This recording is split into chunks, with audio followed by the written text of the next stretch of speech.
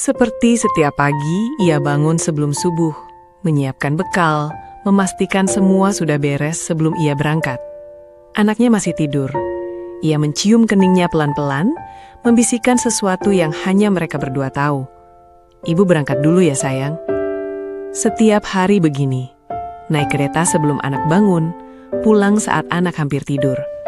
Tapi ia tidak pernah mengeluh, karena semua ini untuk mereka. Sore itu, ia mengirim pesan ke anaknya. Ibu pulang malam ya sayang, jangan lupa makan. Anaknya membalas, iya bu, hati-hati. 2 centang biru. Terbaca. Pukul 20.52 malam, di stasiun Bekasi Timur.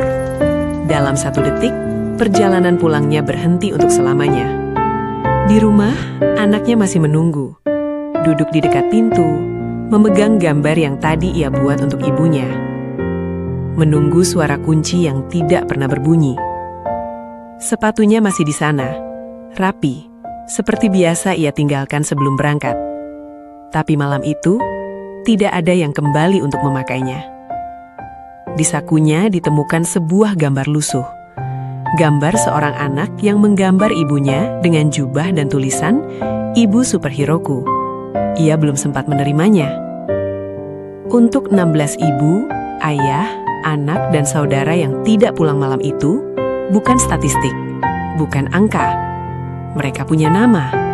Mereka punya anak yang menunggu. Sistem transportasi kita harus berubah. Sekarang, sebelum ada keluarga lain yang menunggu kepulangan yang tidak pernah tiba. Seperti setiap pagi, ia bangun sebelum subuh, menyiapkan bekal, memastikan semua sudah beres sebelum ia berangkat. Anaknya masih tidur. Ia mencium keningnya pelan-pelan, membisikkan sesuatu yang hanya mereka berdua tahu. Ibu berangkat dulu ya sayang.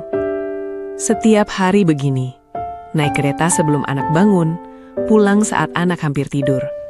Tapi ia tidak pernah mengeluh, karena semua ini untuk mereka. Sore itu, ia mengirim pesan ke anaknya. Ibu pulang malam ya sayang, jangan lupa makan. Anaknya membalas, iya bu, hati-hati. 2 centang biru. Terbaca. Pukul 20.52 malam, di stasiun Bekasi Timur. Dalam 1 detik, perjalanan pulangnya berhenti untuk selamanya. Di rumah, anaknya masih menunggu. Duduk di dekat pintu, memegang gambar yang tadi ia buat untuk ibunya. Menunggu suara kunci yang tidak pernah berbunyi. Sepatunya masih di sana, rapi, seperti biasa ia tinggalkan sebelum berangkat. Tapi malam itu, tidak ada yang kembali untuk memakainya. Di sakunya ditemukan sebuah gambar lusuh.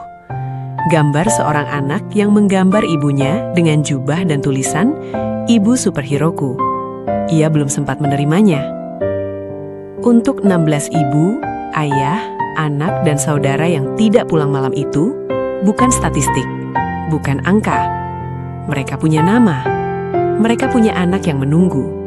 Sistem transportasi kita harus berubah. Sekarang, sebelum ada keluarga lain yang menunggu kepulangan yang tidak pernah tiba.